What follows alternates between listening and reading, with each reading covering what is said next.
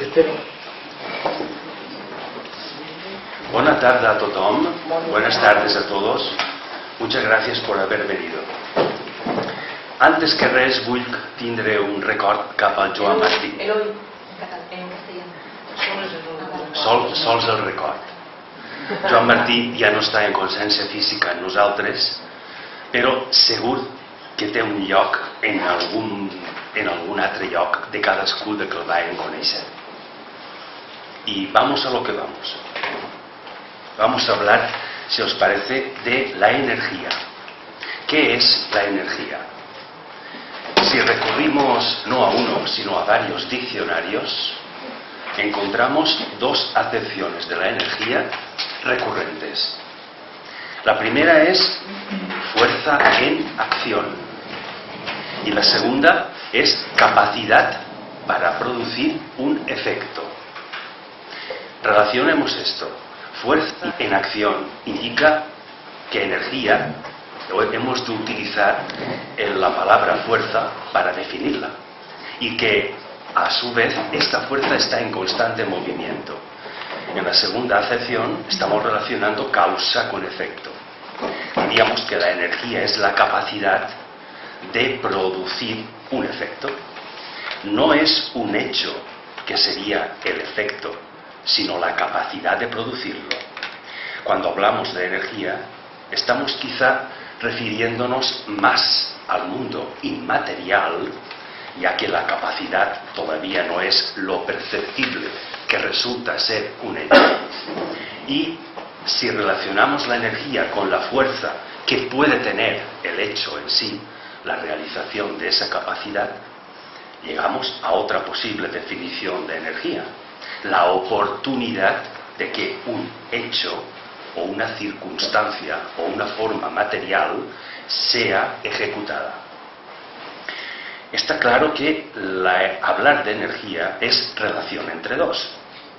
Clásicamente se dan al concepto de energía dos polaridades: a esa capacidad, polaridad positiva, y a la fuerza, a ese resultado del movimiento, polaridad negativa, cuyo contacto establece la relación entre causa y efecto.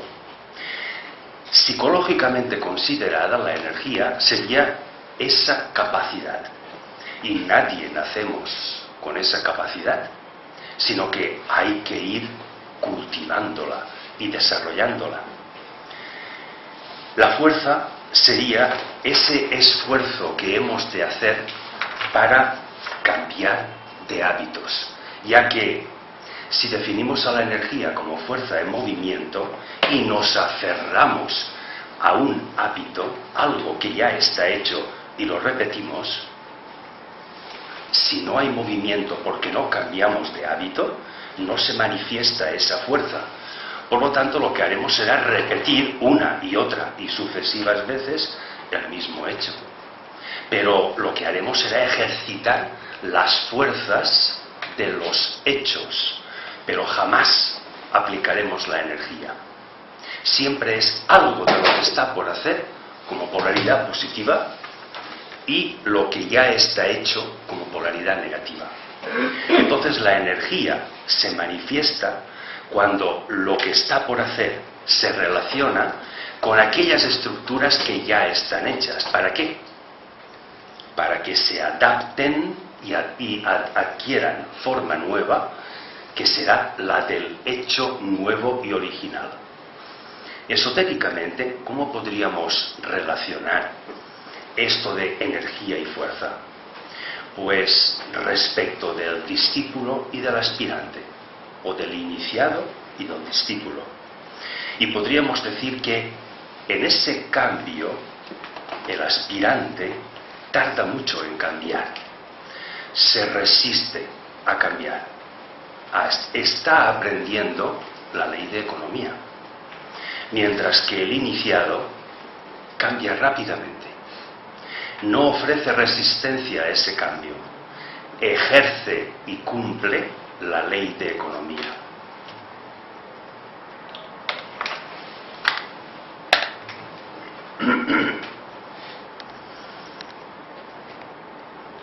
¿Qué significado psicológico podríamos deducir de esa forma material que constituye ese hecho y que ha de adaptarse a esa energía para constituir un hecho nuevo?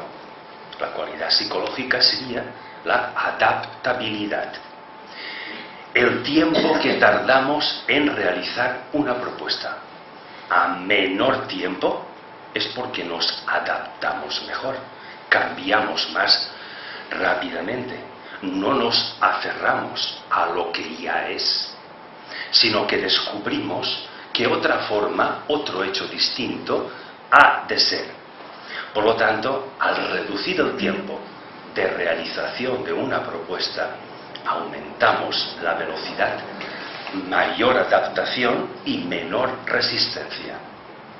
Si hay poca velocidad porque hay una gran resistencia, estamos ahora en un polo y luego en otro. Es decir, de esas dos polaridades de la energía que se manifiesta como tal o como fuerza, unas veces estamos en la energía porque estamos imaginando o idealizando algo imposible de hacer, o al menos algo de lo que somos incapaces de hacer. O bien estamos siempre repitiendo lo que ya está hecho, repitiendo fuerzas. No hay contacto entre polos. Y si se produce esa realización energía-fuerza a mucha velocidad, estos polos sí que se contactan, por distanciados que estén. El ejemplo que siempre suele ponerse para que esto pueda comprenderse o al menos admitirse en cierto grado es que si yo soy capaz de moverme entre Valencia y Barcelona a la velocidad de la luz, a 300.000 kilómetros por segundo, puedo estar al mismo tiempo contado y contemplado desde nuestro tiempo material, hablando con una persona en Valencia y con otra persona distinta en Barcelona. Sin embargo, yo tengo conciencia de los dos espacios por separado. Pero quien no tiene esa conciencia, ¿cómo es posible que yo esté simultáneamente en los dos lados? ¿Por qué? Por la adaptabilidad, por la comunicación entre energía y fuerza, por la capacidad de que al haber aumentado esta velocidad, aumento la adaptación y creo un contacto que, de acuerdo a mi tiempo, la polaridad positiva y la negativa están permanentemente contactando. Es como si en lugar de producirse un rayo, estuviese permanentemente la tormenta creando un único rayo, pero ininterrumpido. Esto es lo que llamamos luz. Y de esto podemos deducir algo que quizá sea interesante. Y es que la luz no es energía. La luz no es energía. La luz es un resultado de la energía. Es un efecto. ¿Por qué? Porque la luz es un fenómeno electromagnético. Y todo lo que sea contacto entre dos polaridades es un fenómeno electromagnético.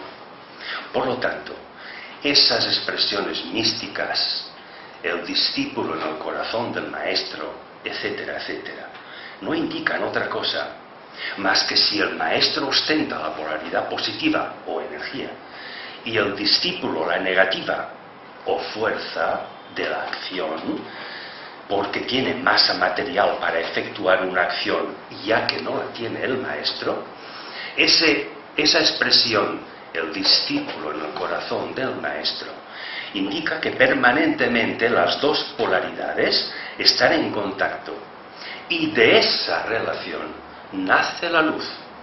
La luz no la emana ni el maestro ni el discípulo. Emanarán otra cosa, pero no la luz. Consecuencia, aquí tenemos una relación entre masa y energía. Es la misma que la que puede haber entre aspirante y discípulo, como os estoy diciendo. Y respecto de esto, tenemos aquí dos ecuaciones que científicamente pueden decirnos mucho, pero científicamente, si las trasladamos a nuestro significado esotérico o psicológico, podríamos deducir varias cosas. Primero, ambas se refieren a la masa, por lo tanto, a una estructura material. ¿Por qué esta tiene la A y esta la C? La A es el símbolo de la aceleración. ¿Qué es la aceleración? Cambio. Cuando un cuerpo se desplaza a una velocidad, la aumenta o la disminuye, el movimiento que hace este cuerpo es acelerado. Por lo tanto, cuando yo hablo de masa que me está cambiando, al cambiar de velocidad, es porque ese contacto entre polaridades ha cambiado. La negativa ya no es la misma, ni tampoco la positiva. Y eso me proporciona un hecho nuevo. Y por lo tanto, si el producto de la masa material por esa aceleración me da la fuerza, me está indicando la fuerza que ejerce ese hecho o masa material. Pero vayamos a la expresión de Einstein. Esta es de Isaac Newton. La de Einstein me relaciona la masa no con el cambio, sino como esa aceleración que en el límite me lleva a la velocidad máxima a la que, en hipótesis, se podría mover cualquier masa material, la de la luz.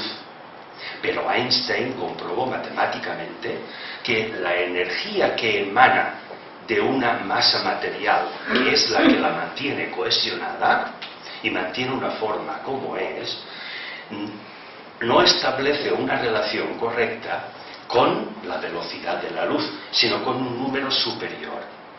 Y vio que si elevaba al cuadrado esta velocidad de la luz, la relación entre energía y masa, energía entendida como aquella que ha sido necesaria invertir para que esos electrones, protones, neutrones y todos los ones que queremos contemplar en una masa material estén cohesionados y formando átomos, conglomerados atómicos y por lo tanto estructuras materiales. Esa energía es la que aproximadamente obedece a esta relación. Psicológicamente podemos aplicar esa energía o esa fuerza precisamente a la fuerza de la acción de ese hecho o a la energía que como causa ha de producir a ese hecho. Cuando hablamos de energía hablamos de capacidad y entonces es cuando hablamos de que el hecho aún no está consumado, hablamos de esa energía. Por lo tanto, ¿por qué se introduce la velocidad de la luz? Porque al no estar cohesionadas las partículas, se mueven como mínimo a la velocidad de la luz. Cosa que ese movimiento varía dependiendo de la fuerza. De ahí esas relaciones, aunque no sean exactas, son las más aproximadas. Y ahora un detalle. Cuando hablamos de energía y fuerza, hablamos de dos mundos. El inmaterial, que se refiere a la energía, y el material, que se refiere a la fuerza. Por lo tanto, cuando hablamos de conciencia, también hablamos de la relación entre lo abstracto, inmaterial o espiritual y lo concreto. Hablar, pues, de la luz como efecto de haber aplicado la energía, siendo esta aplicación o capacidad polaridad positiva, y siendo la polaridad negativa sobre aquello que lo aplico, me salen todas estas relaciones, pero con una condición, y es que esas partículas descohesionadas que llamamos mundo espiritual, que se están moviendo como mínimo a la velocidad de la luz, al cohesionarse invierten energía, la absorben, y entonces aparece la forma material. Esa energía invertida es la que, al relacionarla con las partículas que no estaban cohesionadas, me produce el fenómeno electromagnético al que llamo o llamamos luz. Frank Wilczek, Nobel de Física en 2004, y fue la primera vez que concedieron un Nobel por una hipótesis, no por un hecho. La hipótesis es la de Frank Wilczek de demostrar, teórica o matemáticamente, la energía que hace falta para cohesionar una forma material. Es decir, para que eso que son partículas se agrupen, ocupen determinado espacio y me construyan una forma material. La energía que hace falta para eso fue lo que le concedieron el Nobel a Frank Wilczek. Y en uno de sus libros afirma que podríamos decir que somos producto de la energía, refiriéndose al ser humano. Somos hijos de la luz, hijos de un efecto electromagnético, del contacto entre dos polos. El hombre, el ser humano, desde nuestra naturaleza material o polaridad negativa que nos constituye, tenemos una tendencia a potenciar nuestra polaridad positiva. Es decir, para pasar de una a otra, habrá que descohesionar aquello que tenemos ya cohesionado y que llamamos cuerpos físico, astral, mental, etc. Y entonces es cuando estos dos polos podrían contactar.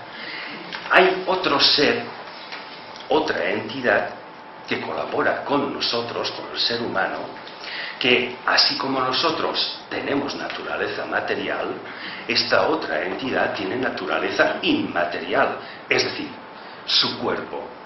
Sí que podemos decir que está formado por energía, el nuestro por fuerzas, y tiende hacia la materia, tiende a cohesionarse.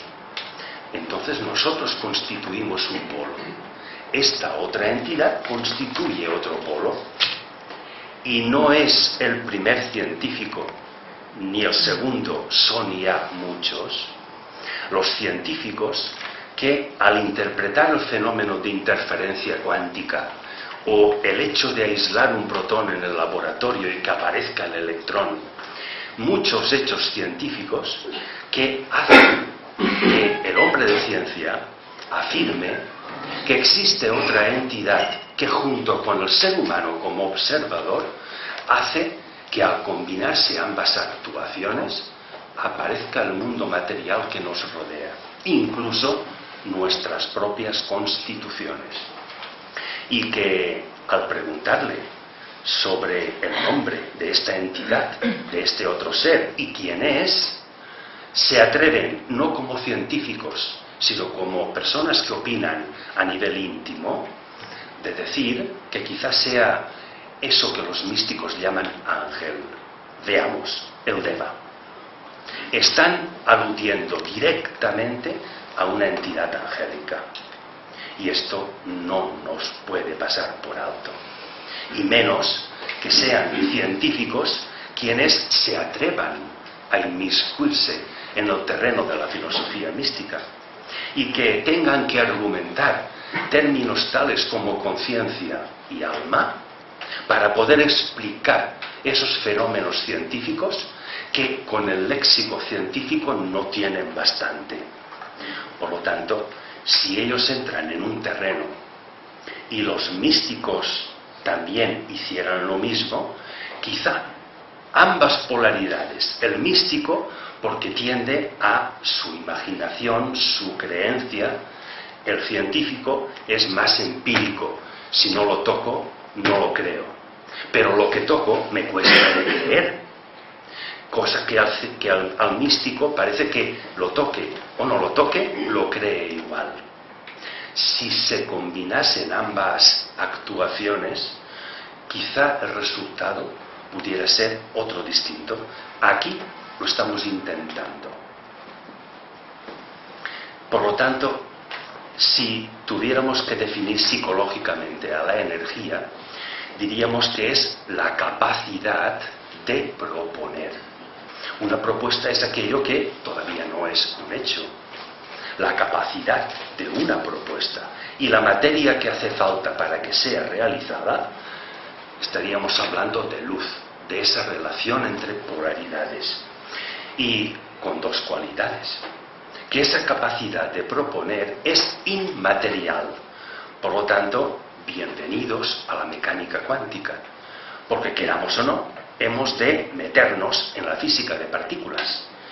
De lo contrario, no podríamos comprender nada. Pero al dilucidar lo que los científicos de mecánica cuántica experimentan y nos comunican, podemos lograr la comprensión de muchos, digamos, fenómenos o afirmaciones místicas y esotéricas. Si la energía es la capacidad de proponer, ¿qué es la fuerza? La capacidad de hacer, la capacidad de realizar. ¿Y cuáles son sus cualidades? Si las cualidades de la energía eran que es inmaterial y que es una abstracción, las cualidades de la fuerza serán que es material y que es una concreción. Podríamos decir lo que hemos repetido antes, de que el maestro es a la energía como el aspirante lo es a la fuerza.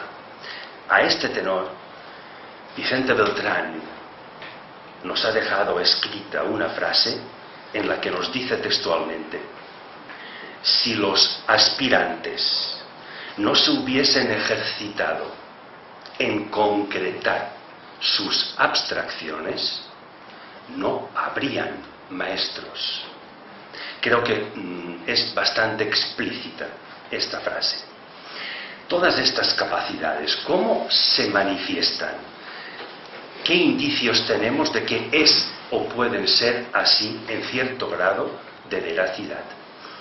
Pues respecto de lo que hemos mencionado del aumento de la velocidad, como esa adaptabilidad, y más concretamente de cómo funciona el cuerpo etérico en nosotros. Me levanto para que lo veáis, no el cuerpo etérico. En principio se nos dice que la entrada de esas partículas que se desprenden de nuestros cuerpos se produce por la parte del bazo, tanto por delante como por detrás, que ascienden y que la salida es por el centro de los omóplatos aproximadamente. Pero esto no ocurre en los discípulos o en los iniciados. ¿Por qué? Porque el aumento de esa velocidad hace que esa entrada no se produzca ya por la zona del bazo, sino que asciende y se va concentrando en la cabeza, en la medida de que al aumentar la velocidad se reduce el tiempo y el tamaño de la órbita de esas partículas de entrada y salida, a la vez que se expande. Es decir, si tengo un cuerpo etérico débil, resulta que muy pocas partículas salen de él, y el recorrido que hacen por dentro, la mayoría de ellas lo repiten también por dentro en sentido contrario, pero no salen de la forma material. ¿Qué quiere decir eso? Que la fuerza se está reproduciendo a sí misma, que la polaridad negativa se contacta con otra polaridad negativa. ¿Y cuál gana? La más potente. Igual que cuando someto un imán pequeño a la acción de un imán potente y mayor. ¿Qué ocurre? Que puedo poner el imán pequeño como quiera, que al someterlo a la acción de las fuerzas magnéticas del grande, tenga el polo positivo orientado como lo tenga, me refiero al pequeño, se moverá orientándose en la misma dirección y sentido que el polo positivo del imán grande. Por lo tanto, con el etérico ocurre exactamente igual. Todas las polaridades, tanto de las partículas que tengo cohesionadas como las que no, se me van a orientar de acuerdo a ese campo magnético que estoy generando, pero con la particularidad de que parte de esta fuerza se está convirtiendo en energía. ¿Y eso qué quiere decir? Que cada vez soy menos másico, menos material, más inmaterial. Lo cual quiere decir que mi conciencia está cada vez más situada en el mundo de las partículas, de lo inmaterial, de la capacidad de proponer, y no en el mundo de los hechos, que es de la materia y de lo que ya está hecho. Y para eso necesito una cualidad, la abstracción. ¿Y cómo viene la adaptabilidad? Por añadidura. Ya que si yo me abstraigo de lo que ya está hecho, no me preocupe que el ángel adaptará la materia que ya está hecha para realizar la nueva propuesta. Parece que este sea el sistema lógico. Hemos dicho que al aspirante le cuesta cambiar. ¿Por qué? Porque es un mal conductor de la energía. Porque no se adapta. Porque exige condiciones a su entorno. El iniciado no resiste al cambio. Se adapta a su entorno. No pretende cambiarlo. ¿Qué características podríamos darle a la energía? Muchas, pero vamos a resaltar 3. Se transforma, porque cambia de estado de uno inmaterial a otro, conforma en la materia. Se transfiere, bien de un estado a otro o de una materia a otra. Y, la más importante quizá, se degrada. ¿Por qué se degrada? Porque una parte de la energía hay que invertirla en la resistencia que la materia ofrece a cualquier cambio. Y esa resistencia consume energía. Cuanto menor sea esta resistencia, más rápido será el cambio y toda la energía podrá convertirse en fuerza, sin tener que invertir una parte de energía en vencer la resistencia al cambio. Por lo tanto, la ecuación o la equivalencia energía-fuerza será perfecta porque ni faltará ni sobrará nada. La polaridad, las dos polaridades podrán combinarse perfectamente y si no se combinan, sino que sobra energía y falta fuerza, o al contrario, también resulta una luz. Pero no es ni de la misma intensidad ni de la misma pureza cuando la luz tiene una polaridad positiva distinta en cuantía y en poder a la negativa, que cuando ambas polaridades son exactamente iguales. Es decir, cuando esa capacidad humana de adaptación es posible convertir toda energía en fuerza y a la inversa. Porque el científico demuestra que esa masa puede convertirse toda ella en energía. ¿Cuándo? Cuando iguala o supera la velocidad de la luz, psicológicamente definido como adaptabilidad, como no resistencia al cambio. ¿Qué clases de energía podemos argumentar de acuerdo a todo esto? Porque hay infinitas combinaciones en distintas polaridades.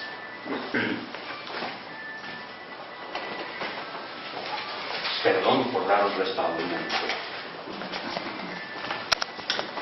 Se afirma que cuando una energía cambia un 20%, se afirma científicamente, la energía ya no es la misma. Es decir, si una polaridad tiene determinada potencia y la aumenta o la disminuye aproximadamente en un 20%, los efectos o las fuerzas que produce son distintas de cuando tenía otros valores. Vamos a adoptar este criterio y hacer un cuadro en el que desde 100 a 0 hacemos una distribución de energías. A 100 le resto 20, me quedan 80, 60, 40, 20 y 0. Pero como esto corresponde a una polaridad, a la otra polaridad, para que exista combinación, han de ser justo en la cuantía contraria de lo que le falta a la primera, de manera de que la suma sea el 100%.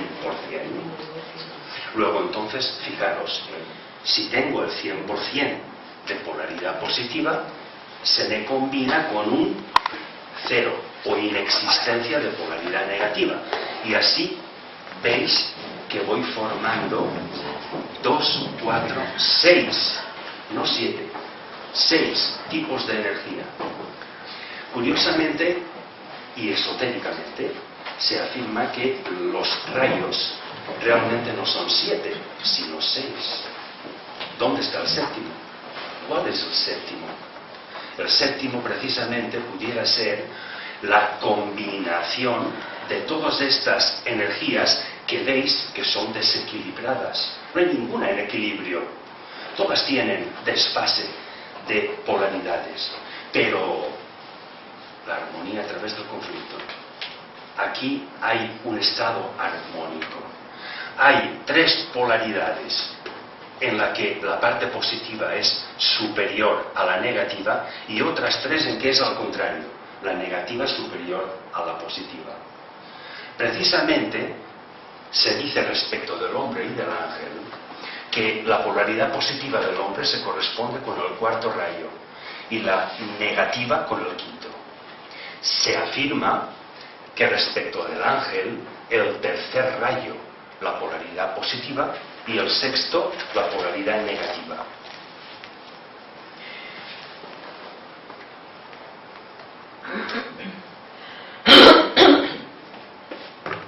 Vamos a deducir en un momento qué rayos, y luego hablaremos del rayo séptimo, el séptimo rayo, no es el séptimo sino el que me falta aquí. ¿Qué rayos de estas energías, la numeración de rayos que se corresponden con estas combinaciones de polaridades? La polaridad negativa del hombre es mayor que la negativa del ángel, y os lo he puesto en círculo. De la misma forma, la polaridad positiva angélica es superior en la polaridad respecto de la positiva humana. Luego, si de las energías que tengo aquí puedo identificar ya de entrada 2, que son esta que tiene 100% positivo y 0 negativo, es la tendencia del que llamo primer rayo. Y esta que tiene 100% negativo y 0 positivo es la tendencia hacia el séptimo rayo. Si estoy hablando de energía y fuerza, la energía es la del primero y la fuerza la del séptimo. La capacidad de proponer o la capacidad de hacer se corresponde con el primer rayo. Y la capacidad de proponer, he dicho, ¿verdad? Sí, se corresponde con el primer rayo. Del séptimo a 0. Y la capacidad de realizar se corresponde con el séptimo. Energía y fuerza. Ya tenemos 2. Vamos a los otros 4 que son los más problemáticos. Pero fijaros un sistema sencillo para deducirlo. Si de esos 4 que me quedan sé que uno de ellos, el que corresponde a la negativa del hombre, es precisamente el 5º rayo y es el más negativo, de los 4 elijo el que tiene una potencia negativa superior, que es este. Este podría ser el 5º rayo. Si de estos 4 el 3er rayo, que es la polaridad positiva angélica, es la mayor de estas 4, ¿cuáles de estas polaridades positivas es la mayor? Luego este se corresponderá con el 3º angélico o polaridad positiva angélica. Me quedan otros 2. Respecto del 4º y del 6º, ¿cuáles de estos 2 serán? Todo rayo tiene una porción de polaridad positiva y otro negativa, puesto que es un fenómeno electromagnético. Luego el 4º tendrá las suyas y el 6º también, pero como el 4º pertenece al humano, su polaridad negativa será mayor que la negativa del ángel. Luego, ¿cómo identificaría al 4º rayo? De los 2 que me quedan, la mayor polaridad negativa, este. ¿Cómo identificaría al 6º?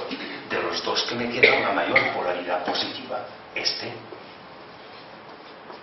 Ya tengo una posible distribución de cómo funcionan y de en qué cuantía aproximada de cada uno de los rayos. Pero me falta uno, que es el segundo. Y el segundo precisamente es la combinación equilibrada de estos 6 tomados 3 a 3, para que formen un único par. Y es el que se correspondería en cuantificación a un 50 y 50%. Este sería el segundo rayo. Esta sería la expresión del amor. Esa expresión a la que se afirma esotéricamente que hasta que el iniciado no penetra en la cuarta iniciación, no conoce del amor más que un concepto mental. Es lo máximo a lo que puede alcanzar. Con su mente abstracta puede construir un pensamiento concreto que pueda definir o argumentar sobre el amor, pero la realidad del amor no la puede conocer hasta que los pares cuarto, quinto, tercero, sexto del hombre y del ángel entren en combinación. ¿Y cómo se combinan? Seguramente de dos formas. O en el hombre, en el momento de la ceremonia iniciática, es mayor en ese momento y transitoriamente, es mayor su polaridad positiva, o al contrario, es mayor su polaridad negativa. Brevemente vamos a contemplar estos dos supuestos. ¿Qué ocurre con el hombre con esa ceremonia iniciática cuando el cuarto rayo se está manifestando temporalmente en una potencia superior a la del quinto? Pues que para que exista equilibrio, el cuarto como potencia positiva mayor ha de combinarse con una negativa también mayor. Y el ángel, la adaptabilidad, ha de adquirir el mismo potencial pero de signo contrario. Y luego, automáticamente, los otros dos se combinan, como ese imán pequeño que se adapta a la acción del imán mayor.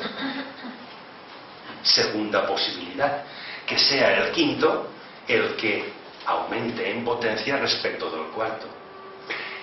Y le hará falta el tercero angélico, que una vez adquirida el mismo potencial, pero en signo positivo, acuda a la ceremonia iniciática y ahora son el cuarto y el sexto los que se van a adaptar. Existe una relación entre, como estamos viendo, energías científicamente consideradas, rayos esotéricamente considerados, polaridades humano-angélicas y también respecto de maestros, puesto que el maestro como centro regente de cada una de las energías o rayos ostenta ese poder que se manifiesta psicológica y esotéricamente en cada energía. Y tenemos que al primer rayo se le denomina el maestro Moria, es su regente. El segundo, el maestro Kuthumi. El tercero, el maestro veneciano. Cuarto, Serapis. El quinto, Hilarión. El sexto, Jesús. Y el séptimo, el conde de Saint-Germain. Aunque estos regentes pueden no estar actualmente estructurados de esta manera, y puede que el nombre de alguno o de muchos de estos maestros no se corresponda en la actualidad respecto del rayo que estamos indicando, sino que han podido establecerse en otro tipo de estado o regentar otro tipo de energía o rayo. Pero como no disponemos de otra denominación, usamos lo que hay a nuestra disposición. Lo que está claro es que en estas dos posibilidades, respecto de las dos primeras iniciaciones, los maestros que intervienen en estas dos primeras iniciaciones, respecto de cuando la cuarta polaridad positiva, cuarto rayo, es superior en el hombre, se tiene que anexionar y combinar con la del sexto rayo. Y entonces el maestro Serapis junto con el maestro Jesús son los que apadrinan al candidato. Pero cuando ocurre que en el ser humano que acude a la iniciación es mayor su polaridad negativa, su capacidad de hacer, el quinto se combina con el tercero. Y la pareja de maestros que apadrinan al candidato son el maestro Hilarión con el maestro veneciano. Uno actuando desde la fuerza, desde la estructura material del candidato, recubriéndolo y protegiéndolo para que no dañen las energías iniciáticas a sus cuerpos materiales, y el otro desde la polaridad angélica, para que se combinen ambas.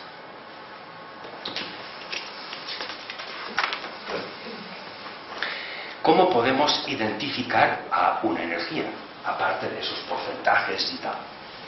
Pues respecto de tres variables: la frecuencia, la amplitud y la longitud de onda. Démonos cuenta de, brevemente os voy a explicar, si es que queréis tener referencia sobre ello, qué es cada una. La frecuencia es el número de ondas que tengo tanto arriba como abajo de la línea horizontal. Como veis, aquí solo tengo dos, y aquí también, pero aquí tengo muchas. Luego puedo afirmar que la energía de esta representación es mucho más potente, porque su frecuencia es mayor que la energía representada en estas otras dos. Aquí tengo un desequilibrio, y aquí también, porque la polaridad positiva, que es la que está arriba, es superior a la negativa, que es la que está abajo. Y aquí también hay otro desequilibrio, pero a la inversa. Estos desequilibrios son los que comúnmente suelen presentarse tanto en el proceso de conversión de aspirante en discípulo, como en cualquiera de las dos primeras iniciaciones. A partir de la tercera ya no, pero en la primera y en la segunda sí. De ahí que puede existir un discípulo que acceda a la ceremonia iniciática con una polaridad positiva grande, como era este caso, o al contrario, que sea grande su polaridad negativa. Por lo tanto, la representación o el apadrinaje respecto de los maestros no es la misma.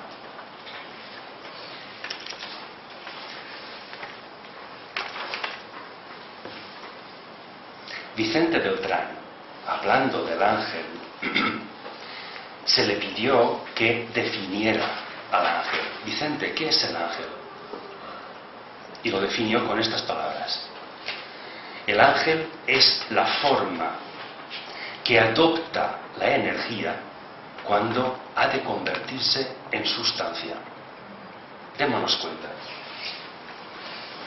La clasificación de materias respecto de esencia, sustancia, forma y materia es aristotélica, pero tiene un significado actual. Fijaros la definición de Vicente: es la forma que adopta la energía, la esencia, cuando ha de convertirse en sustancia. ¿Qué será esa forma que adopta esa esencia para convertirse en sustancia? Amigos, eso es la materia. Luego estamos hablando de que esta materia tiene, cuando toda esa forma ha absorbido desde la esencia para convertirse en sustancia, se convierte en materia, y la relación entre energía y masa, o fuerza y masa, es perfecta. Porque todo lo que antes estaba descohesionado en el mundo inmaterial, ahora está cohesionado. Y para que en el tiempo lo que no existe exista, hace falta el don de la oportunidad. Y ese don de oportunidad únicamente es llevadero a cabo cuando la adaptabilidad y todas estas cualidades que estamos hablando se llevan a cabo.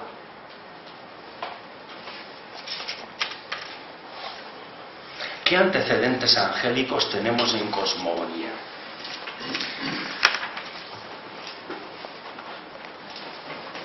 Muchos, pero vamos a referir únicamente este. En cosmogonía se nos habla de dos triángulos, el formado por Sagitario, Géminis y Cáncer, que a su vez es un triángulo fuera de nuestro sistema solar, pero está relacionado con otro sistema solar, el del Sol Sirio, que a su vez tiene una relación directa con otro triángulo que ya pertenece a nuestro sistema solar, que es el formado por Mercurio, Júpiter y Venus. Y precisamente es Venus el que está relacionado directamente con la Tierra. El logos venusiano y el logos terrestre son algo más que amigos. Por lo tanto, ¿qué cosmogonía, esta cosmogonía, qué relación angélica nos produce? Dos. Respecto de la polaridad positiva, lo que llamamos esotéricamente ángel solar, y es el que, proveniente del Sol Sirio, es capaz de establecer la relación de algo fuera del sistema solar, lo más inmaterial de todo, con lo que ya constituye la materia de nuestro propio sistema solar, lo que ya es un hecho. Otra vez, la expresión de energía y fuerza. Y Sirio relaciona precisamente estas tres constelaciones con estos tres planetas a través del ángel solar. Y Venus, se nos cuenta que aquellas 105 entidades con los carros de fuego, Sanat Kumara, los tres Kumaras que se negaron a crear toda esa leyenda tan bonita, se refiere a la existencia de un ángel venusiano que es el constructor de formas. Luego, si hemos de darles nombres, aparte de ángel solar y ángel venusiano, podríamos hablar de que el ángel solar es el creador de formas y el ángel venusiano es el constructor de estas formas. Es decir, aquel que convierte en materia esa forma que ha tenido que adoptar la energía para convertirse en sustancia. Parece que todo esté perfectamente relacionado.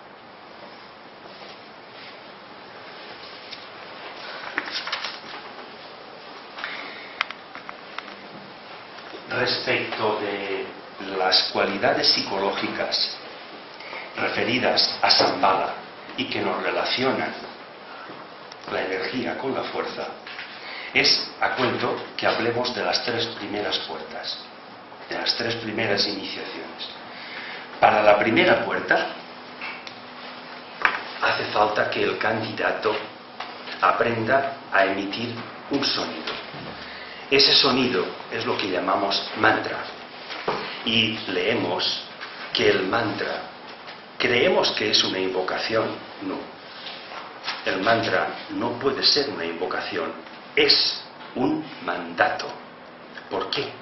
Porque si no hay relación energía-fuerza, capacidad para producir un hecho, eso se queda solo en capacidad o en repetir un hecho, pero no hay creatividad.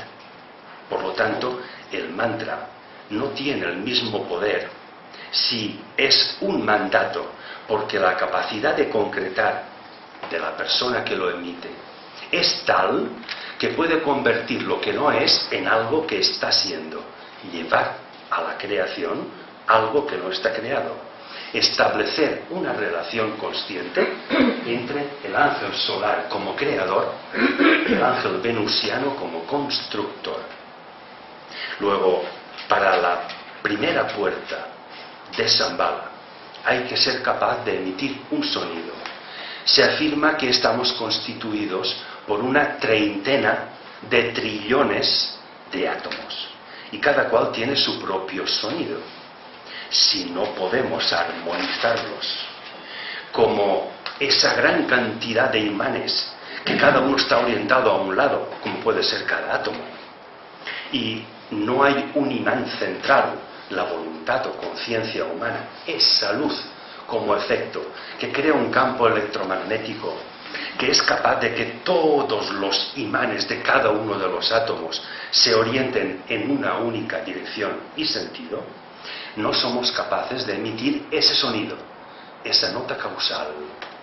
Y cuando se emite por esa capacidad, entonces es cuando el asura se aparta y abre la primera puerta.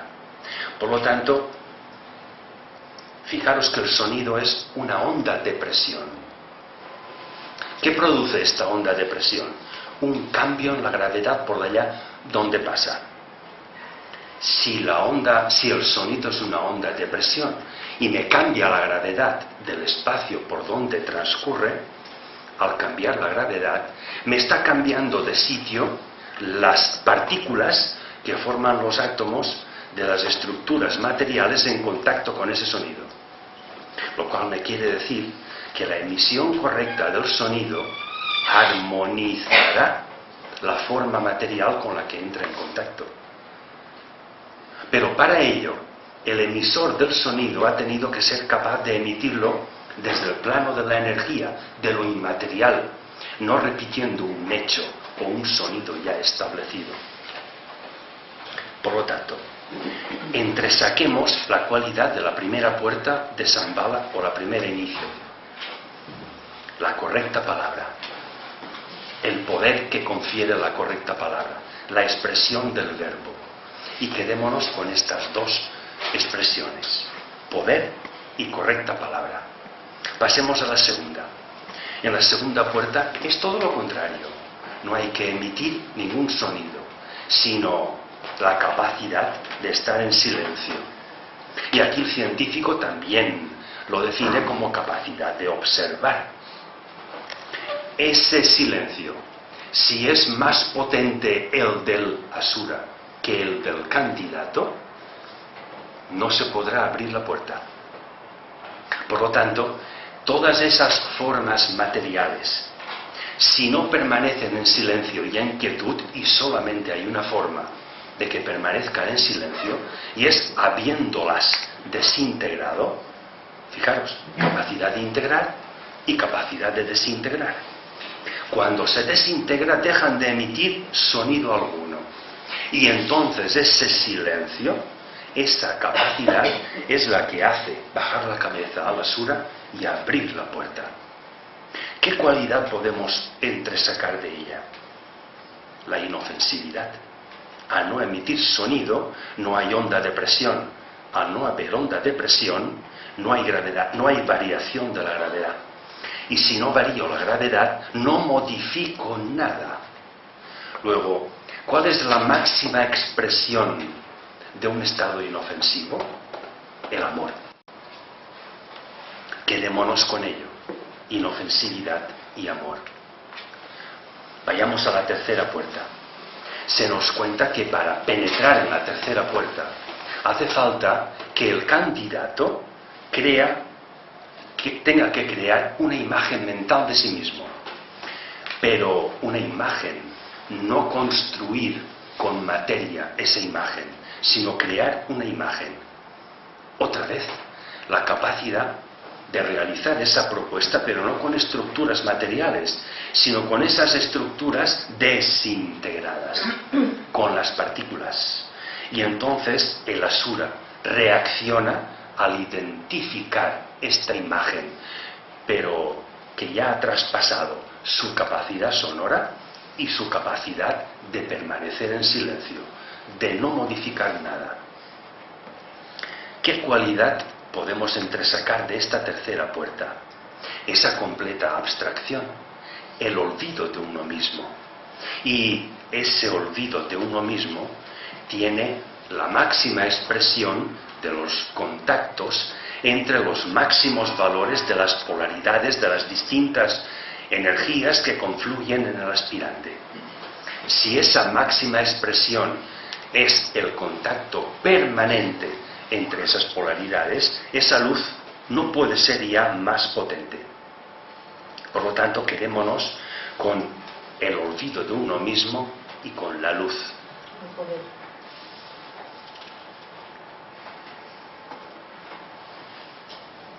El poder era la primera.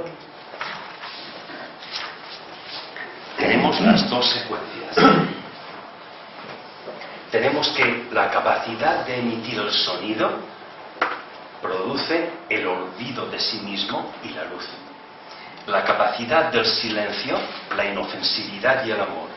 Y la construcción de una imagen, la palabra correcta y el poder. Estas cualidades, si las leemos como olvido de sí mismo, inofensividad y correcta palabra, se corresponden con un mantra.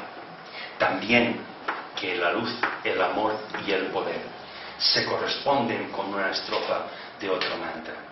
Luego ya tenemos que una puede constituir, y cada cual que lo decida, la polaridad negativa y otra la polaridad positiva. Curiosamente, otra vez tenemos dos pares de grupo, dos grupos, pero formados por 3 y 3. Lo mismo que teníamos al intentar emparejar los 6 rayos. Habían 3 con predominio de polaridad positiva mayor y otros 3 con predominio de la negativa mayor, que se tenían que emparejar combinándose también 3 a 3. Hay también otra relación que puede emparejar estas cualidades de las energías con los rayos, con los maestros, con las expresiones mántricas del olvido, inofensividad y palabra correcta, o luz, amor y poder. Y 2 detalles para concluir. El primero, que esa capacidad a la que todo el rato estamos haciendo referencia, la podríamos definir como capacidad de hacer lo que se dice. Y para eso he de conocer los instrumentos que utilizo para decir, es decir, el significado de mis palabras. ¿Qué facilita esto? La combinación entre polaridades, la emanación radiactiva, porque ese etérico, en lugar de circular por dentro o muy cercano y pegado a mi estructura física, circula con muy poquito espacio, muy poca masa, pero una gran energía. Y eso hace que hayan más partículas fuera de mí que dentro de mí, lo cual me crea un estado de ingravidez, textualmente hablando, ingravidez, porque me estoy convirtiendo en lo que los científicos denominan energía oscura. La capacidad o la característica de la energía oscura es que es antigravitatoria, es decir, es una fuerza que tiende hacia arriba, no hacia abajo, como el campo gravitatorio terrestre, que nos mantiene pegados a la superficie de la Tierra. Si aquí estuviéramos en un ambiente de energía oscura, estaríamos todos gravitando en el espacio. Y la segunda característica es la ausencia de reacción. No habría reacción porque hay la adaptabilidad, se habría desarrollado al máximo. Joan Martí, y voy a terminar con una frase de él, tiene en un escrito que habéis tenido a bien de pasarnos por internet, creo que hace un año hizo un escrito del que extraigo un párrafo, y es el siguiente, y hace referencia a esta ausencia de reacción como segunda conclusión. Dice así: ahora podemos comprender el enorme daño que hace cualquier protesta, cualquier murmuración, cualquier estado de rebeldía contra el destino. Cuando pasamos por una prueba, por dolorosa que ésta sea, es porque es necesaria para corregirnos, para hacernos más perfectos, para colaborar con el plan más profundamente. No pongamos obstáculos a las energías del cosmos, que son las fuerzas que Dios mismo nos manda. Creo que está haciendo referencia Joan Martí a todas estas relaciones entre energía como mundo inmaterial o capacidad y fuerza como el mundo de la materia. Y esa ausencia de reacción precisamente es la adaptabilidad. Me pongo a vuestra disposición si tenéis alguna sugerencia o algún... Adelante, Xavier. Sí. Bueno, en primer lugar felicitarte, has aclarado muchos términos fuerza, energía, masa, tal. Yo quería puntualizar algunas cosas desde el punto de vista más esotérico. Una es que el cosmos, la sala, no llames. La no llames llum. No llames llum, ja no. La nostra, la tècnica. Ja, però no, la càmera no té prou. Estamos rodeados constantemente de energía y dijéramos que nuestro karma principal es esta capacidad de modular la energía y convertirla en fuerza hacia metas, dijéramos, altruistas, según lo que considera la logia blanca, los maestros que dicen ascendidos. Los de la logia negra tienen otros métodos altruistas muy elevados, pero egoístas, ¿no? Bueno, la energía hasta que nos impacta nos llega, como bien decías, a través del bazo. Un bazo es un chakra doble que tiene su salida natural por otro chakra doble, que es el ajna, la capacidad de ver y dirigir. Entonces, yo digo, con este mantra tan potente que la jerarquía, impulsada por el Cristo, Choán del segundo rayo, que has emitido, que a pesar de que has colocado muy bien a Kuthumi en el segundo rayo después de la última reorganización jerárquica, pero el Cristo sigue siendo, por decirlo de alguna manera, el regente de la humanidad en su aspecto místico, ¿no? En su aspecto científico negativo sería el Manu. Pero bueno, la energía nos impacta. ¿Qué hacemos con esta energía? ¿En qué la convertimos? El maestro tibetano, dijéramos, siguiendo las instrucciones de toda la jerarquía, nos dio en 1945 la gran invocación. Entonces nosotros tenemos la capacidad, con nuestra, ¿cómo diría? Más que capacidad, de focalizar estas energías y dirigirlas para que se cumpla el proyecto, el plan de la jerarquía, que sería la exteriorización misma del Cristo y de todos los maestros en algo que yo llamo el Pentecostés planetario, que está muy cercano, y seamos capaces de cerrar esta puerta donde se halla el mal a la logia negra. ¿Qué tienes que decir a esto? Casi res.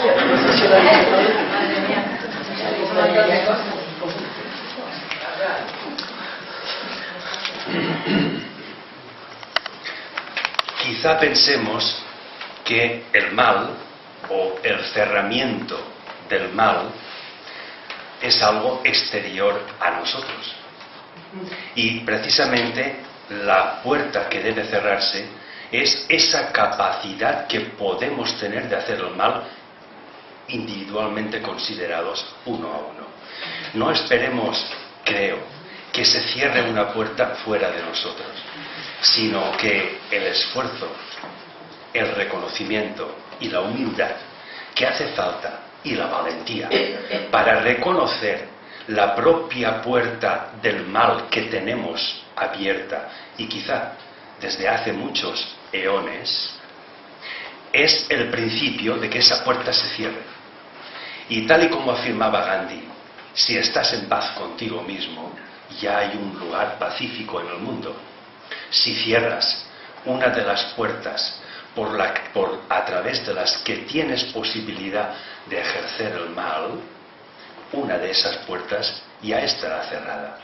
Pero claro, invocar que se cierre una puerta del mal, creyendo que está fuera de mí, y que por esa invocación y por recitar en esos términos y en esa intención la gran invocación va a cerrarse, creo que aquí no estamos entendiendo eso. Creo que estamos entendiendo que hay que hacer un esfuerzo para que, usando la terminología de energía y fuerza, toda la energía consumida en un proyecto o en una propuesta, en una intención, en una abstracción, se convierta en realidad.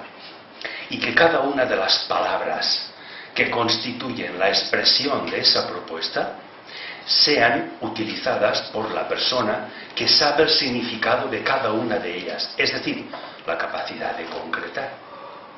Y cuando toda la energía se haya convertido en fuerza, no hay energía sobrante. Si sobra energía o si hay fuerza sin energía, porque se está repitiendo un hecho, y un hecho es repetir inconscientemente un mantra o repetir un acto, en ese caso la puerta del mal la tengo en mí y está abierta en mí, porque lo máximo a lo que aspiro es a invocar en virtud del deseo que me provoca el mal que puedo percibir en mi exterior. Pero el mal que percibo en mi exterior, ¿es realmente el mal? No. Es una muy requete pequeña parte del mal. Porque si tenemos en cuenta que la materia existente en nuestro universo, incluidos los gases y los líquidos, es apenas el 4%, si del 100% tengo el 4 y tengo el 96 y le digo mal a las estructuras que no me gustan y veo dañinas respecto de ese 4%, ¿qué será el mal del 96% restante? Y que no veo con mis sentidos, porque me dedico a percibir hechos. Y ya hago suficiente mal con que no tengo más capacidad para percibir hechos, para percibir más que hechos. Pero la potencia del mal que puedo hacer es muy pequeña, porque tengo una gran masa con muy poquita fuerza y que apenas cambia de velocidad. Por lo tanto, mi nivel energético es muy pobre. Entonces, el poder de hacer el mal, mi puerta es muy pequeña. Pero, en fin, puedo hacer mal. Y la capacidad de identificar qué parcela del mal cósmico o en mi entorno me pertenece a mí y puedo generar yo ese mal, creo que va más por ahí que no creer que recitando mantras, por sagrados que estos sean, y haciendo prácticas meditativas, también por sagradas que éstas sean, las puertas del mal vayan a ser cerradas y los magos negros desbancados. Sino que hay que identificar a qué parte de ese mago negro tengo yo. Y si tengo masa y materia, es porque tengo fuerza de acción. Cuando esta masa o materia piensa, siente y actúa. Y todo eso es movimiento. Ese movimiento, si está en constante cambio, está acelerado. Llega un momento en que la masa material que tengo, esta estructura material del 4% de lo que realmente yo soy, está soportando una fuerza que ya empieza a resultarle insoportable. Un átomo de mi estructura física ya no puede contener más electrones, porque los protones del núcleo ya no pueden mantener a más electrones orbitando a su alrededor. ¿Qué hace eso?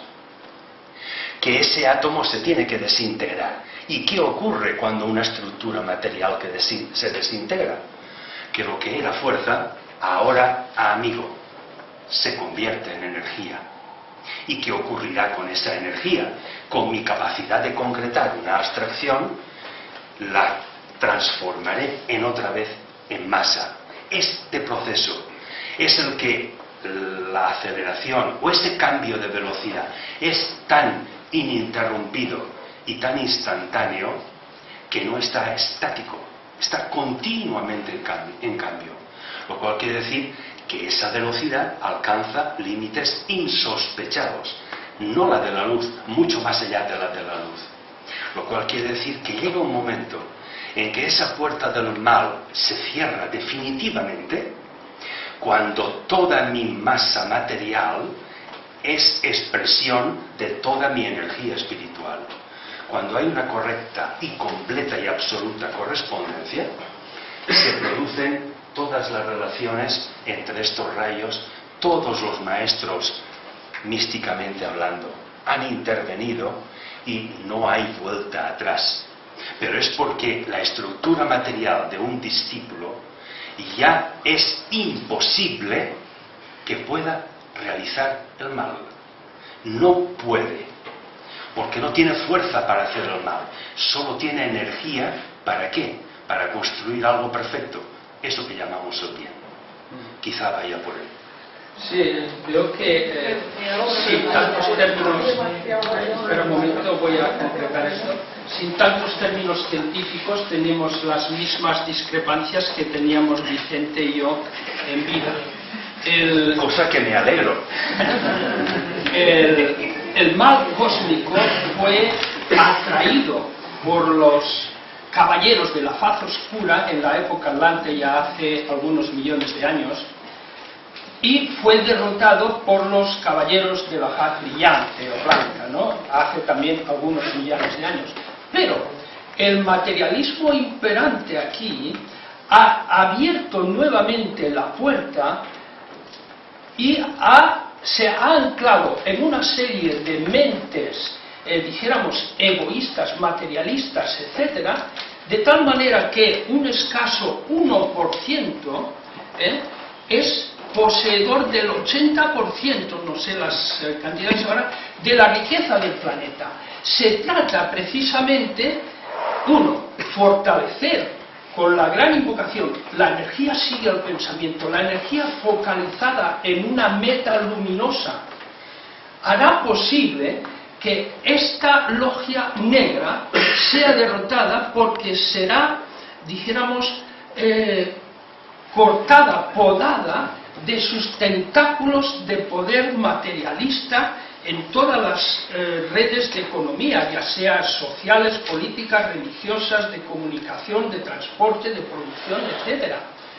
Entonces, la gran invocación nos da a nosotros el poder de acceder a Shambhala, el poder de comunicarnos con la jerarquía, el poder de interceder con la humanidad y el poder de alguna manera de que cada uno de nosotros pueda ejercer de mago, no como decía Vicente, que haciendo la magia, yo quiero imponer mi poder sobre esa energía y coartar cualquier posibilidad de que esta logia negra siga imperando en la humanidad.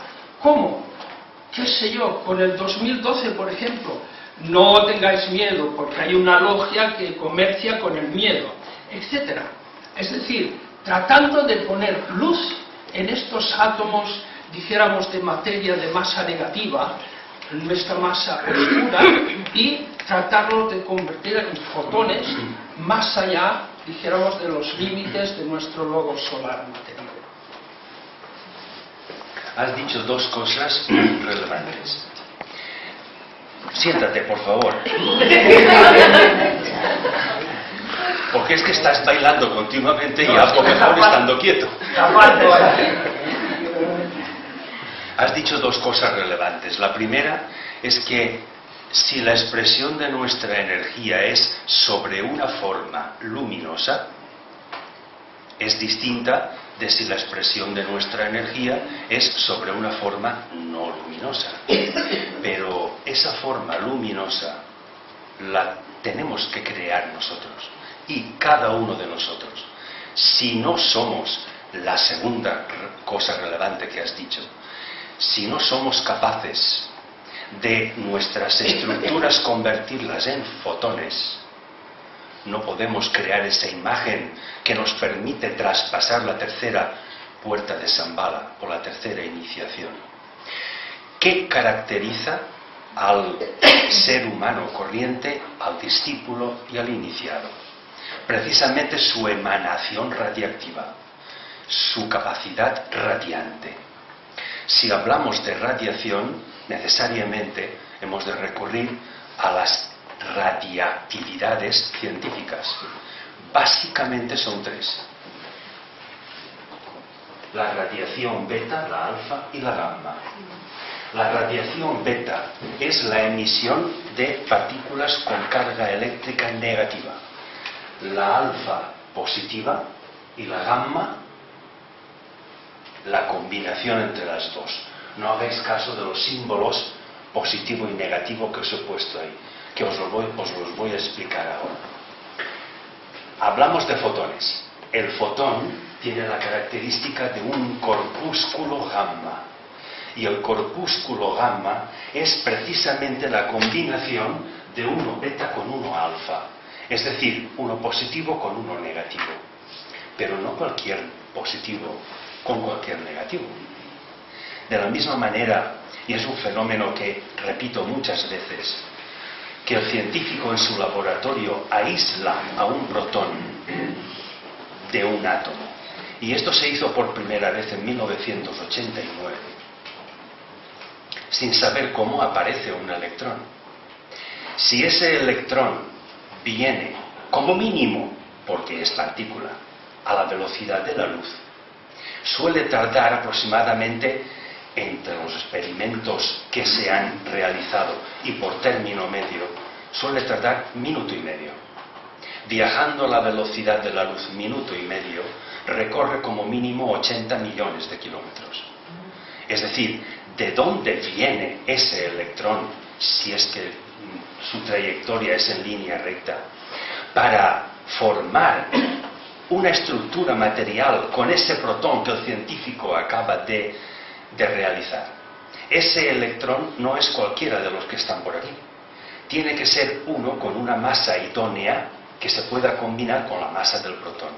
Y tiene que ser uno que tenga exactamente la misma carga eléctrica que el protón, pero de signo contrario. Si no está aquí, tarda ese tiempo porque tiene que venir desde donde esté. Pues, ¿qué ocurre con esas combinaciones? Que en una estructura atómica en la que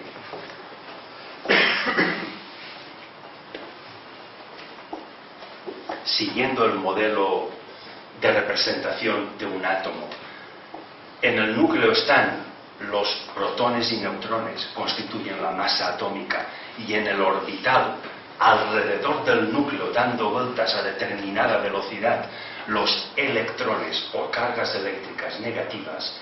¿Qué ocurre cuando empiezo a cerrar alguna de las puertas del mal? Es decir, ¿qué ocurre cuando empiezo a hacer el bien?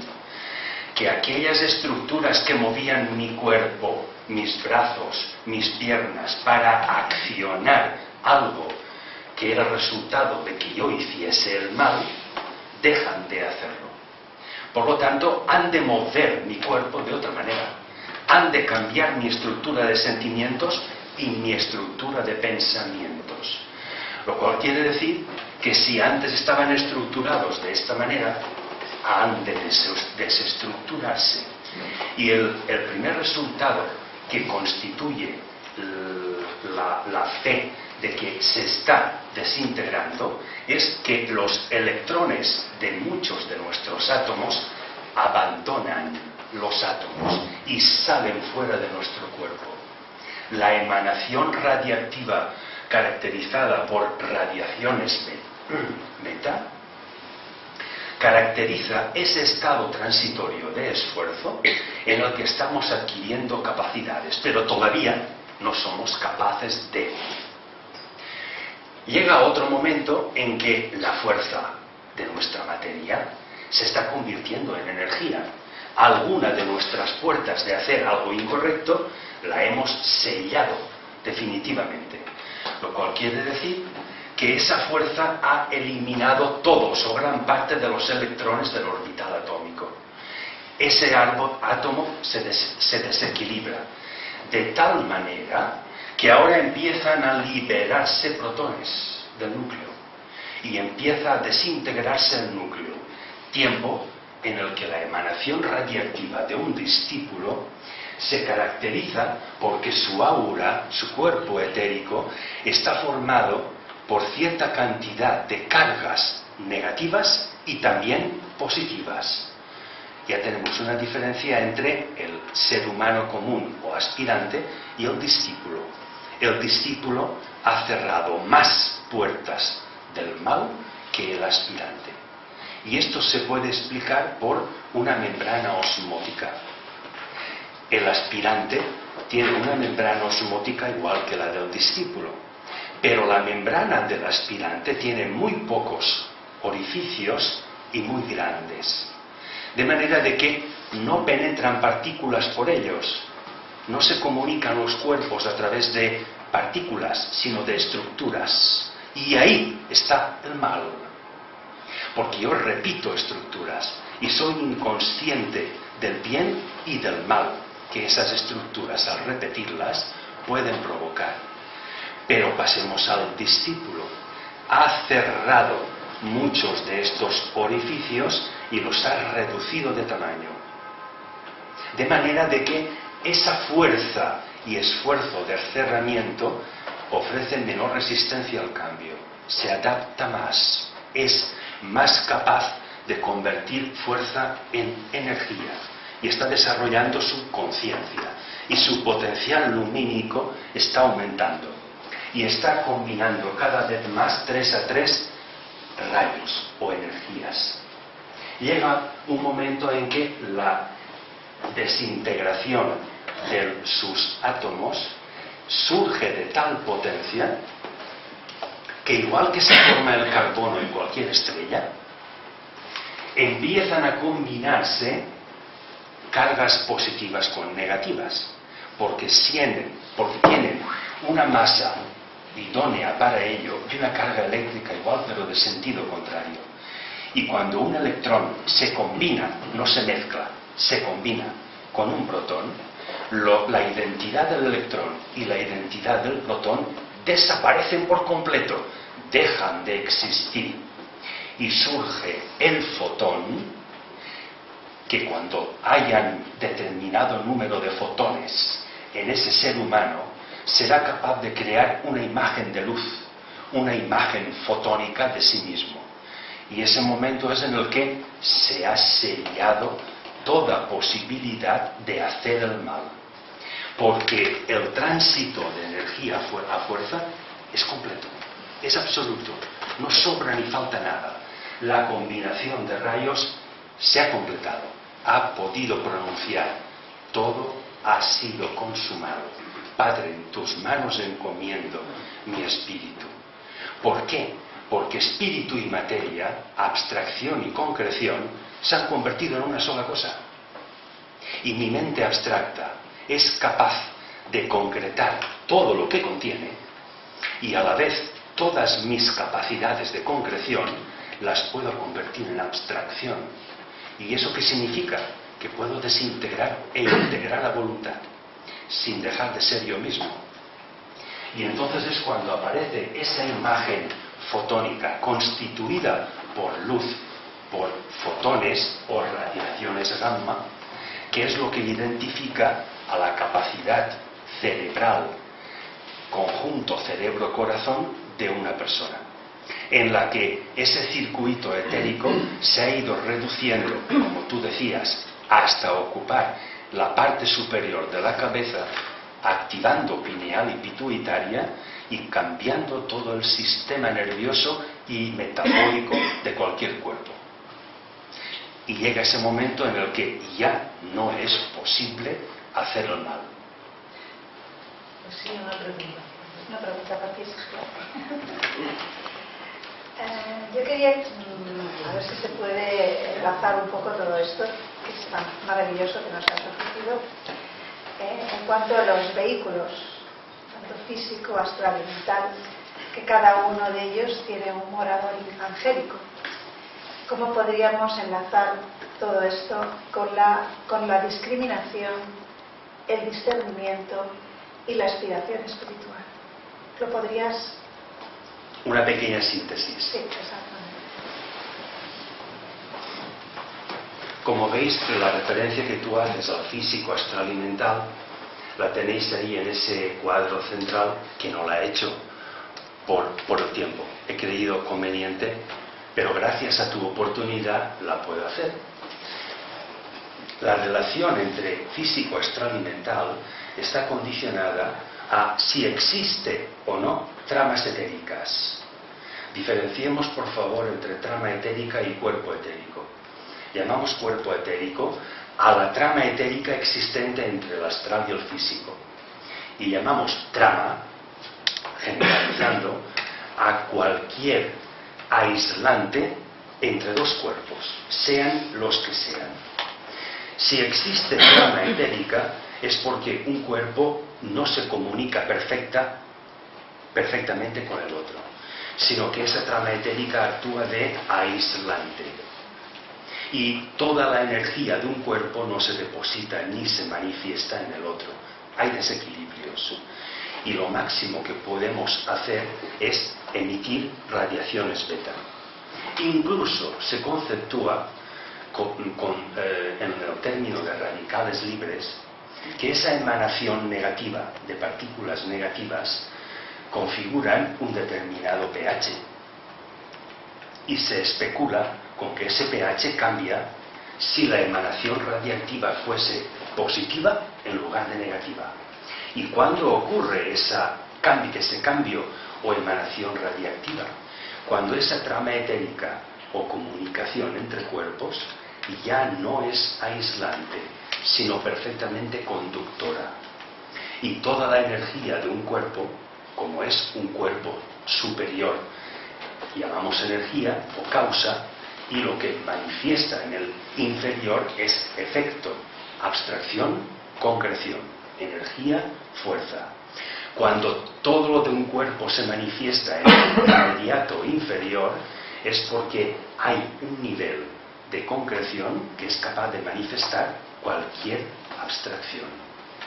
Y entonces ocurre que en los cuerpos físico y astral, esa capacidad de concretar lo abstracto, esotéricamente se afirma que está circunscrita a los dos subplanos superiores, y que el resto suponen esas vidas inferiores o manifestaciones de las concreciones. Respecto del cuerpo mental, hay diferencia entre el abstracto y el concreto. El abstracto es los tres primeros subplanos. El cuarto es precisamente el regente de los que se denominan como Manasadevas, que comunican los tres inferiores como concreto con los tres superiores como abstracto. Cuando toda esta comunicación es perfecta, es porque el ser humano ya no se resiste a un cambio, ya no se adapta, ya no se adhiere a un hábito, a una tradición, a lo que es costumbre hacer, a lo que se viene haciendo desde siempre, sino que tiene lo que llamamos una mente abierta y es capaz de lanzarse al vacío a esperar con la esperanza de que lo nuevo sea mejor que lo que ya está hecho. Y esta osadía es lo que permite esa adaptación precisamente por ese cambio. Cuantas más veces cambiemos, más errores podremos cometer para aprender más de ellos. Cuantos menos errores, menos oportunidades de aprendizaje. Pero si el método de prueba y error te lleva a darte cuenta de los muchos errores que estás cometiendo, tienes quizá más oportunidades para rectificar. Y ese cambio es el que desencadena todo este sistema. Porque una parte de ti mismo empiezas a olvidarlo, aquello que venías haciendo, y tiendes a realizar algo nuevo. Luego, una parte del olvido de ti mismo se está convirtiendo en luz. Porque una parte de estos átomos están de alguna manera combinándose para convertirse en fotones. Entonces, cuando en tu estructura existen elementos luminosos, o como decía Xavier, fotones, es cuando puedes pronunciar la gran invocación o cualquier otro mantra y tu luz existente en ti se puede derramar en otros ámbitos y en otros ambientes. Pero ¿de qué sirve que invoques algo que no tienes, que no te pertenece? Podría significar un absurdo, pero lo dejo ahí como posibilidad. todo es respecto de una capacidad de relacionar. Y todo viene respecto de esa adaptabilidad o capacidad para el cambio. No sé si va por ahí tu cuestión. María Magdar quiere una pregunta. Hola. Pero al hilo de lo de Xavier y de lo que acabas de comentar, y el como sí aquí, ¿dónde lo ubicaríamos? En la capacidad de proponer. Vale, pero desarrolla un poquito más. En la capacidad de proponer, y el como si no se refiere exactamente a esa capacidad de hacer una propuesta, sino a de actuar como creemos que hacen otros seres quizá más evolucionados que nosotros. Por eso, ¿no sería un camino? Sería un camino como ejemplo, pero no como norma, porque si la tomamos como norma, tenemos el peligro, no quiere decir la realidad, pero tenemos el peligro de, por imitación, no crear nada nuevo. Y lo que se creó en un tiempo fue oportuno en su tiempo, pero ahora es otro tiempo. Y ya quizá no sea de la misma oportunidad, pero como ejemplo, por supuesto que, que debe ser considerado. Pero entonces, por analogía, si nos vamos a los universos, para que se cree un universo, pienso que seguramente se estará creando siempre cosas nuevas a través de las cosas viejas. Y los universos debe pasar lo mismo. Constantemente se deben estar creando cosas en nuestro universo. La única explicación que existe para eso que estás planteando es la estructura del Big Bang. La concentración de lo que es, de lo que ya es, para que es tal la concentración que ya no puede concentrarse más, y entonces aparece la expansión de aquello que se concentró. Y en esa expansión se produce que en la enorme concentración todo lo que estaba integrado se desintegre. Y en esa expansión se vuelva a integrar.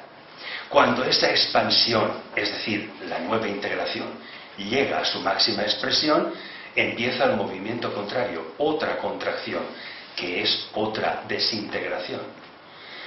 Psicológicamente considerada esa contracción y expansión, ¿cómo lo podríamos interpretar? Precisamente con el término que hablábamos ayer de vacío.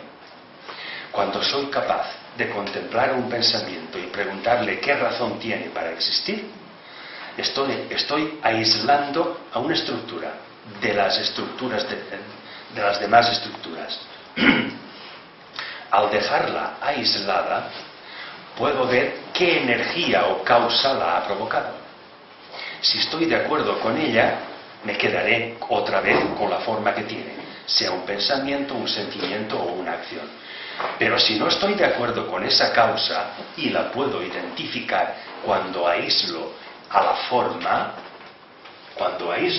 forma, me doy cuenta de la materia que la estructura, y podré tener acceso a su esencia, a su energía, a su causa.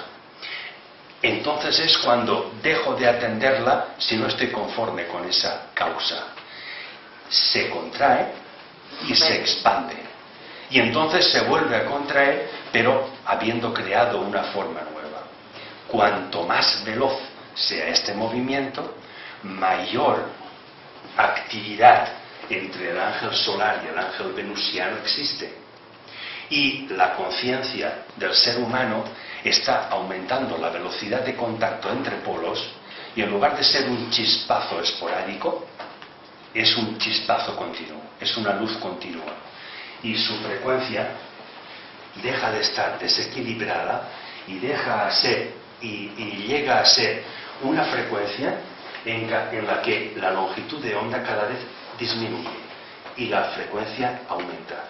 Y el color de las emanaciones radiactivas de nuestro espectro áurico o magnético cambia, porque Aquí tenéis el espectro cromático de la luz. Y el color verde, en el que la frecuencia y la longitud de onda son similares. La longitud de onda es la distancia que hay entre dos crestas.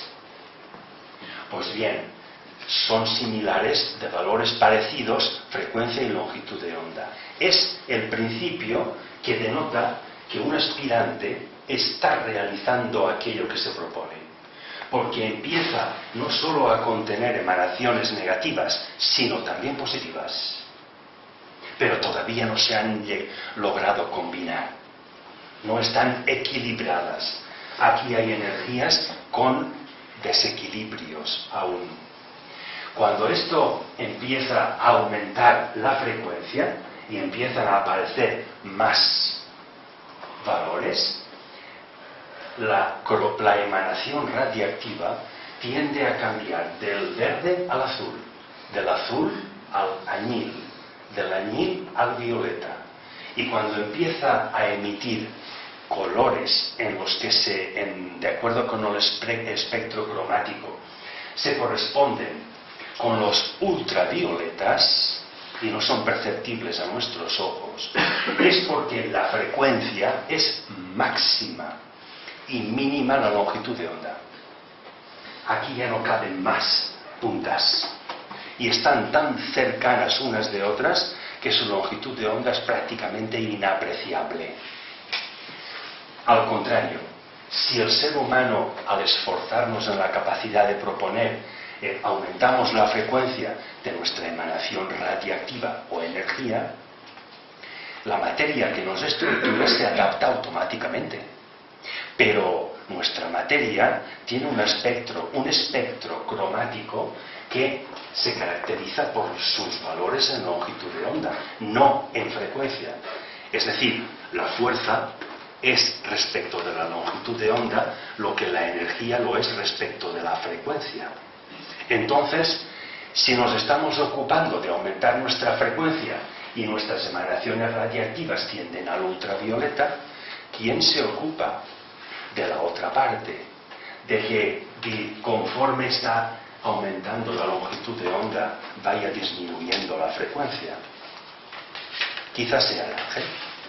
Lo que está claro es que hay otra entidad que colabora con el ser humano.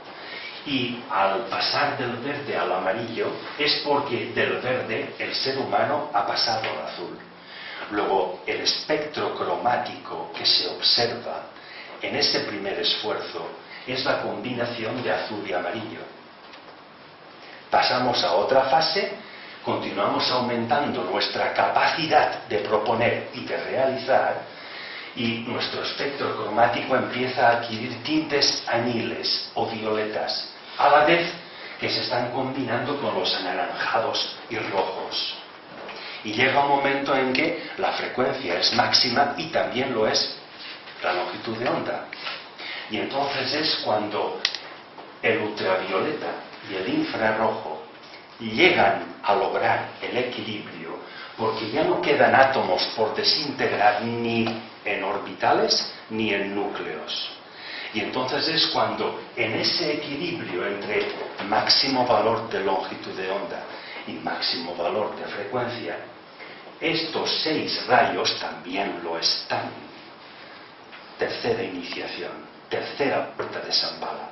Ese equilibrio es el que permite que las radiaciones electromagnéticas en un discípulo, positivas y negativas, estén tan equilibradas que tanto su masa como su energía pueden combinarse. Y la masa y la energía es en virtud, la masa es una medición científica, pero la energía, digamos que no tiene parangón y no hay métodos para medir exactamente la energía. Estos son aproximaciones, no son mediciones exactas. Pero la emanación radiactiva alfa y beta, por estar en equilibrio, pueden combinarse y pueden llegar a formar fotones. Y cuando hablamos de fotones, hablamos de esa capacidad de penetrar a partir de la tercera puerta de Shambhala. Y esa emanación radiactiva es la que puede desintegrar y a la vez integrar. Igualdad que sea dentro de un cuerpo físico como dentro de un universo. Porque si vemos cómo se forma la materia en nuestro universo, ya que no podemos analizarla de otros universos, el proceso de formación del carbono no es otra cosa más que el resultado, el efecto, de una emanación radiactiva considerada como causa o energía. Eso produce unos elementos intermedios como son hidrógeno, helio, berilio y luego el carbono, que a partir del carbono aminoácidos y aparece la vida. Luego, el secreto de la vida y de la estructura material de nuestro universo parece que esté contenido, científicamente considerado, también como un proceso místico respecto de la consideración de las energías cuando se combinan. Perdonadme si me extiendo demasiado.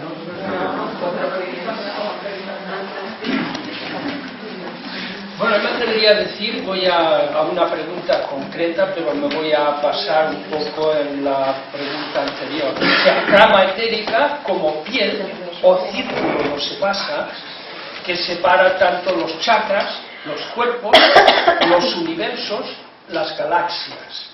Entonces, su pregunta me ha dado que pensar.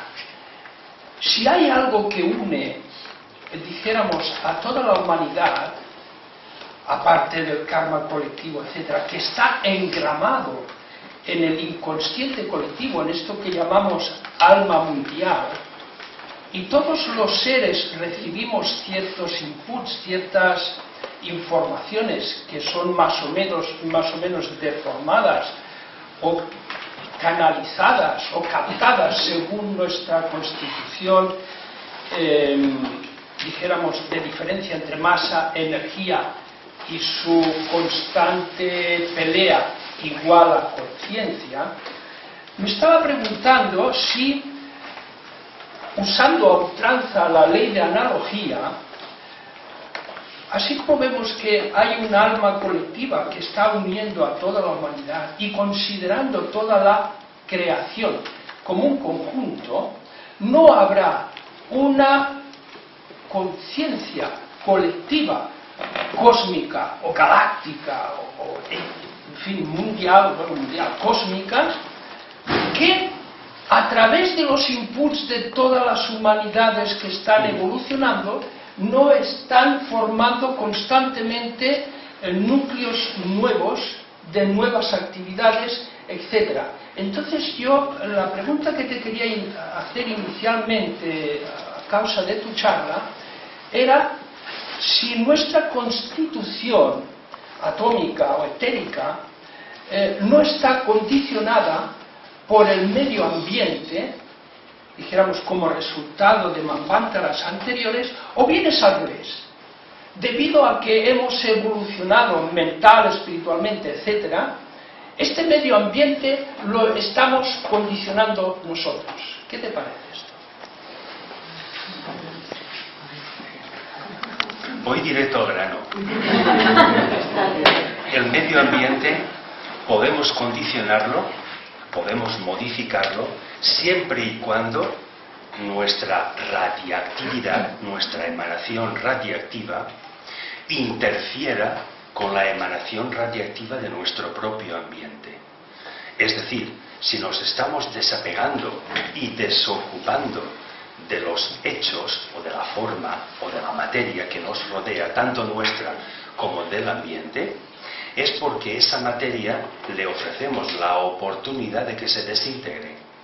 Al desintegrarse, esas partículas no tienen por qué regresar exactamente todas a nosotros y constituir una estructura distinta, pero volver a nosotros, sino que esa emanación radiactiva que va fuera, muy lejos quizá de nuestro propio cuerpo físico, llega a perder casi la potencia de atracción de nuestra estructura material y llega a ser atraída por una estructura del medio ambiente, a la vez de que esa expansión de nuestra emanación radiactiva puede captar emanaciones del medio ambiente, de manera de que entre mí y el ambiente hay un intercambio. Yo formo parte del ambiente y el ambiente forma parte de mí. Y así lo veo. Y cualquier cambio ya no lo expreso solamente en mi propia constitución, sino en mi constitución formando parte de un ambiente. Esta simbiosis crea solamente una cualidad, la paz. La paz consigo mismo, porque no hay nada en el medio ambiente que me moleste. Y si hay algo, puedo cambiarlo. Muy bien. Muchas gracias a todos por vuestra atención. Ay, gracias.